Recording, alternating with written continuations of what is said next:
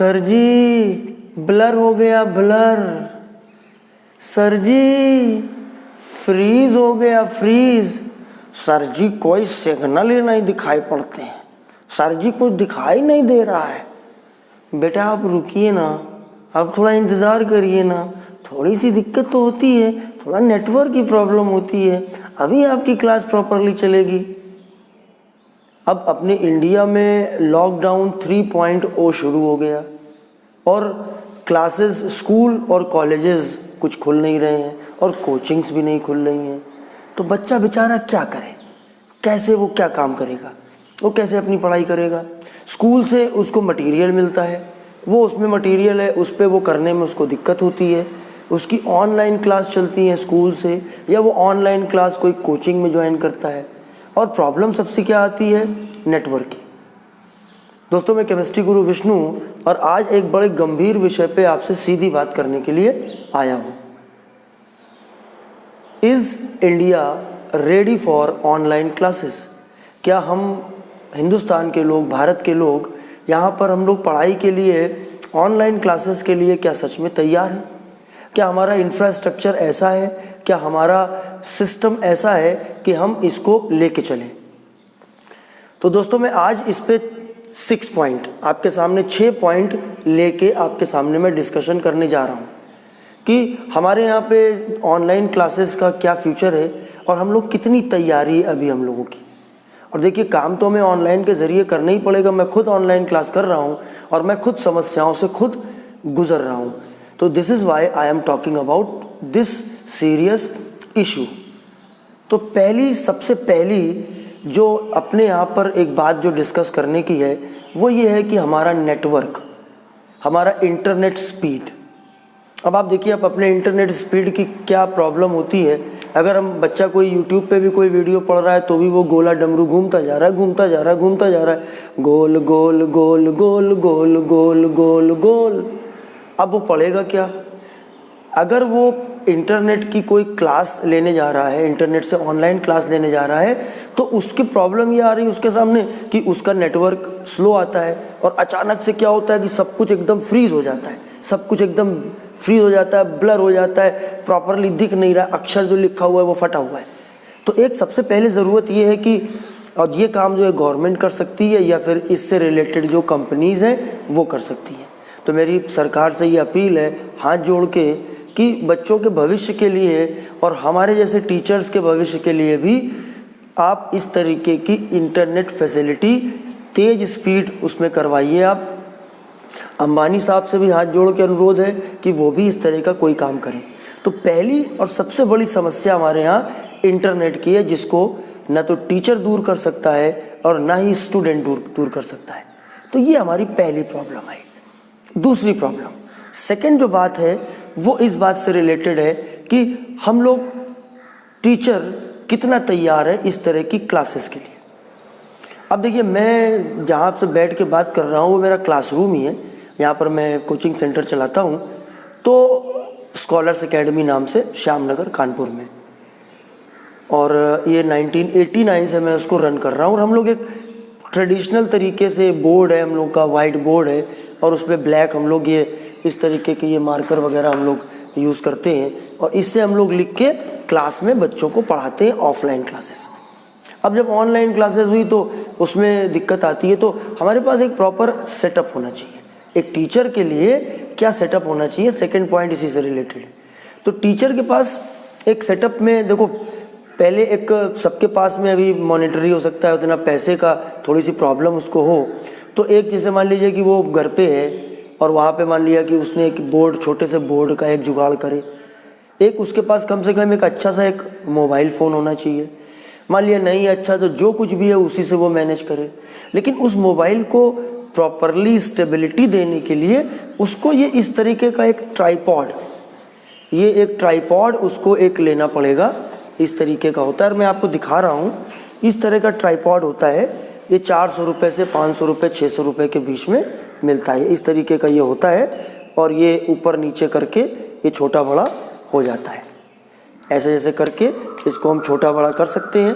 और जिस भी हाइट पे आपको लगाना है, आप बैठ के पढ़ाना चाहते हो तो आप बैठ के पढ़ा लो, आप टेबल पे करना चाहते हो तो टेबल पे कर लो, आप बोर्ड पे पढ़ाना चाहते हो तो बोर्ड पे भी आप इसको उसके हिसाब से एडजस्ट कर सकते हो। देखिए इस तरीके का ये होता है, ये ट्राईपॉड होता है। ट्राई का मतलब 3 होता है, और ये जब आपका ट्राईपॉड स्टैंड करके इस तरीके का ये एपरेटस आपका होता है, 400-500 रुपये का होता है। तो ये आपको लेना पड़ेगा। दुकानें जैसे ही खुले इस तरीके का आप ट्राईपॉड स्टैंड ज़रूर ले लीजिए। एक चीज़ ये हो गई, एक चीज़ हो गई प्रॉपर आपके पास में एक कोई इंटरनेट कनेक्शन होना चाहिए टीचर्स के पास में। कम से कम उतना तो होना ही चाहिए प्लान। आप जियो के प्लान ले सकते हो 2.0 या किसी और कंपनी का ले सकते हो। कम से कम 2 GB एक दिन में मिलता हो, उसी से आपका काम चल पाएगा। प्रॉपर उसके अंदर बैटरी का सिस्टम हो। और उसके बाद ये होना चाहिए, ये तो एक हो गई एक टेम्परेरी तैयारी। थोड़ी अगर बढ़िया तैयारी करनी हो तो एक अच्छी क्वालिटी का लैपटॉप होना चाहिए, उस पर क्वालिटी का अच्छे मेगापिक्सल का वेबकैम होना चाहिए। एक तो उसके पास में ये सिस्टम होना चाहिए। प्रॉपर उसके पास इंटरनेट कनेक्शन तो होना ही होना चाहिए। अगर मान लिया कि मोबाइल से अच्छी क्वालिटी का करना है तो वो एक आपका जो है लैपटॉप के ज़रिए करे। और दूसरे नंबर पे वो उसके पास में स्मार्ट बोर्ड हो। अब स्मार्ट बोर्ड 50,000 रुपये से लेके 5 लाख, 6 लाख, 8 लाख तक के डिपेंड करता है कि आपकी हैसियत, फाइनेंशियल पोजीशन क्या है। जैसे हम लोग हमेशा वाइट बोर्ड पे पढ़ाते आए हैं, तो वाइट बोर्ड पे पढ़ाने का एक सिस्टम इस तरीके का होता है कि भैया हम लोगों ने वाइट बोर्ड के हिसाब से पढ़ा दिया, और उसके हिसाब से मैं तो जैसे क्लास ले रहा हूँ तो वाइट बोर्ड पे ही ले रहा हूँ। और एक स्टैंड इस तरह का ट्राईपॉड स्टैंड है मेरे पास में। मैं चूँकि एक थोड़ा सा यूट्यूब पे भी काम करता हूँ तो मेरे पास ये चीज़ पहले से मौजूद थी। और तीसरे नंबर पे मैं मोबाइल सिस्टम को यूज़ करता हूँ। तो ये 2 चीज़ें हैं, एक काम चला हुआ जो मैं यूज़ कर रहा हूँ, एक थोड़ा अच्छी क्वालिटी का जिसमें आप स्मार्ट बोर्ड यूज़ कर सकते हो। तो ये हमारा दूसरा हुआ टीचर से रिलेटेड। अब तीसरा है प्रिपरेशन फॉर स्टूडेंट्स। एक स्टूडेंट की भी तो तैयारी होनी चाहिए। मान लीजिए हमने एक टीचर के तौर पे हमने अपना सारा सेटअप ठीक से लगा लिया, लेकिन एक बच्चे के पास भी क्या क्या सहूलियत होनी चाहिए, तो ये इससे रिलेटेड भी आपको जानना बेहद ज़रूरी है। देखिए पहली चीज़ तो ये कि बच्चे के पास में एक प्रॉपर प्लेस होना चाहिए।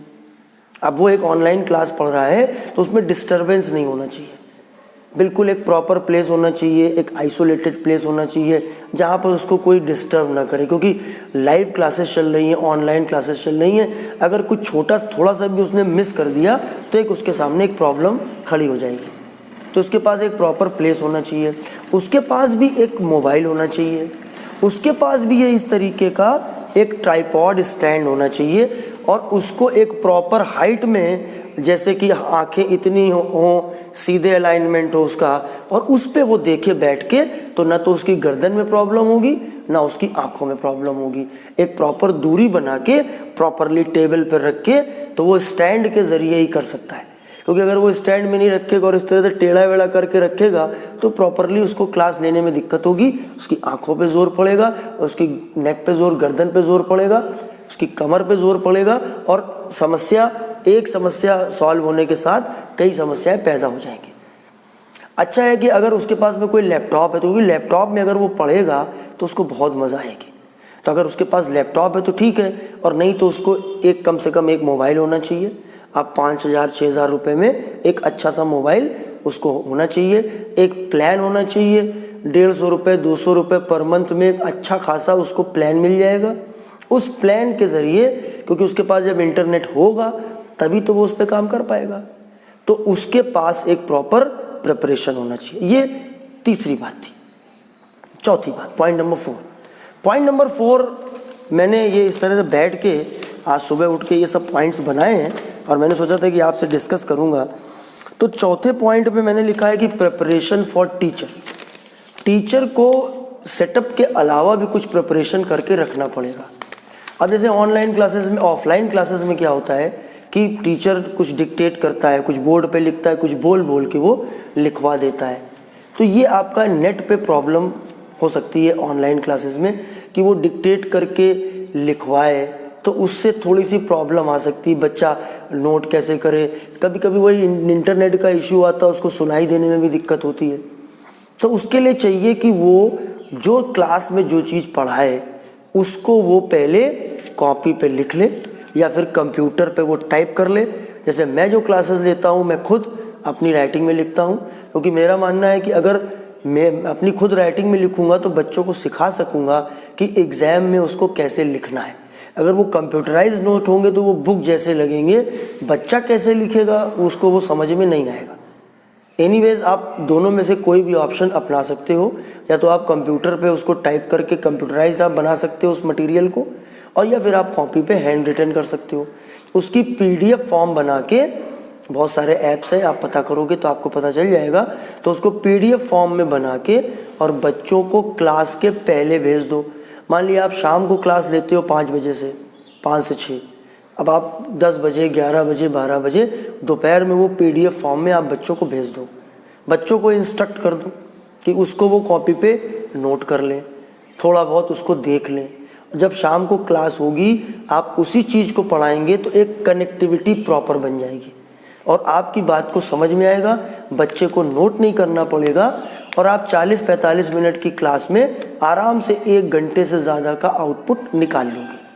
ये एक टीचर की अपनी प्रिपरेशन होनी चाहिए।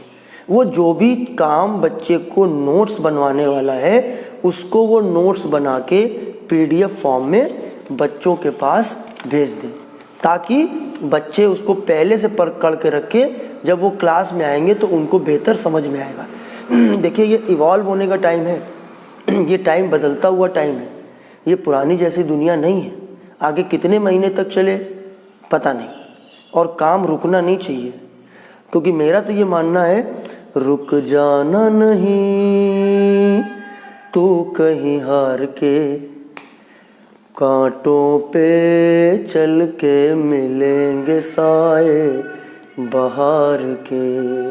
तो मेरा ये मानना है कि चलते रहिए, कभी रुकने की किसी को ज़रूरत नहीं है। जितना आप चलेंगे, ज़िंदगी चलने का मतलब ये नहीं कि भैया लॉकडाउन चल रहा है घर से बाहर चलो। ज़िंदगी चलाने का मतलब है आप अपनी ज़िंदगी को, चीज़ों को आप आगे बढ़ाएं, ये बहुत ज़रूरी है।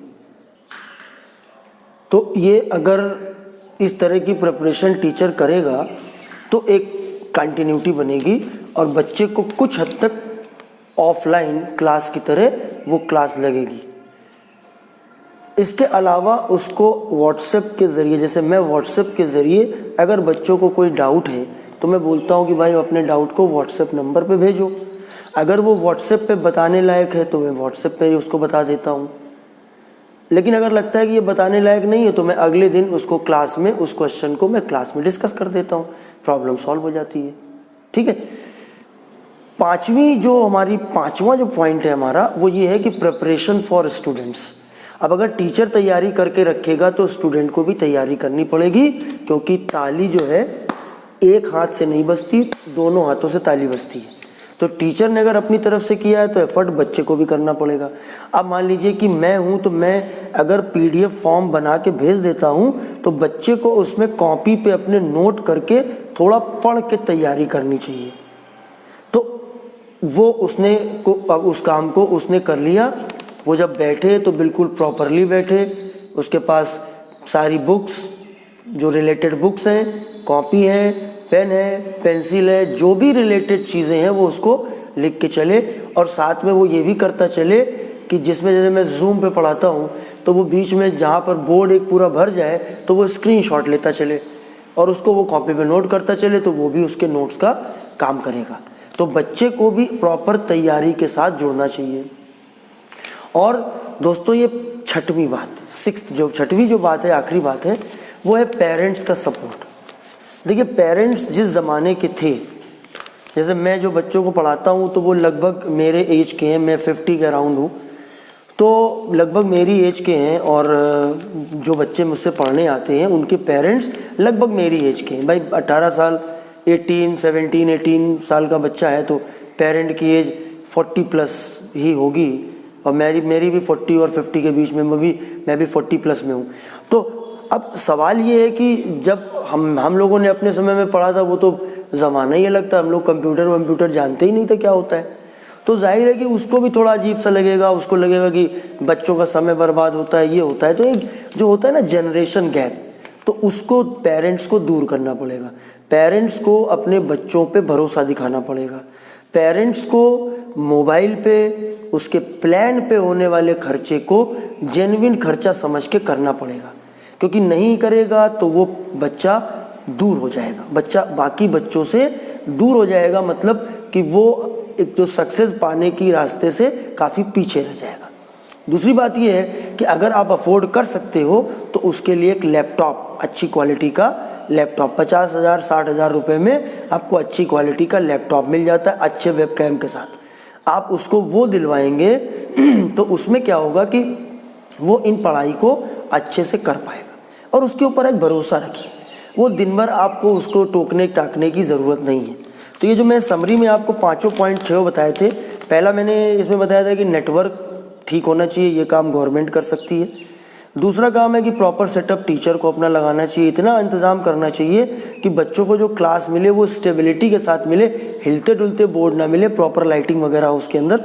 तीसरे नंबर पे बच्चों के पास भी एक प्रॉपर मोबाइल, एक सिस्टम होना चाहिए या लैपटॉप होना चाहिए, जिससे कि उन क्लासेस को अच्छे से पढ़ सके। और जो चौथा पॉइंट ये है कि टीचर पहले से प्रिपरेशन करे तब वो क्लास होगी। और पांचवी चीज़ ये है कि बच्चे जो हैं वो भी अपना प्रिपरेशन करें। और छठवीं चीज़ है कि पेरेंट्स प्रॉपर सपोर्ट करें। तो अगर इन 6 बातों का ध्यान रखा जाएगा तो मेरे हिसाब से बच्चे प्रॉपरली एजुकेशन को ले सकते हैं, इंटरनेट के ज़रिए क्लासेस को ले सकते हैं। अभी आने वाले 3-4 महीने में और आगे पता नहीं क्या रूप दिखे, तो अगर हम अभी से तैयारी रखेंगे, जो तैयारी रखेंगे उनके लिए आसानी होगी। मैंने तो तैयारी शुरू कर दी है, अब बारी आपकी है। आप मुझे कमेंट करके बताएं कि आप कितना तैयार हो, और आपको ये वीडियो अगर अच्छा लगा हो तो आप इसको शेयर करें, और अगर कमेंट नहीं किया हो तो कमेंट करें, और भैया सब्सक्राइब तो कर ही दें, है ना। और लाल वाली जो घंटी बजी उसको प्रेस करें बेल, तो जिससे कि जो भी अब मैं नोटिफिकेशन भेजता हूँ वो आपको मिल जाए। तो दोस्तों बस आज के लिए इतना ही, फिर मिलेंगे बहुत जल्द एक अच्छे शानदार वीडियो के साथ। तब तक के लिए दिल से बहुत बहुत धन्यवाद। जय हिंद।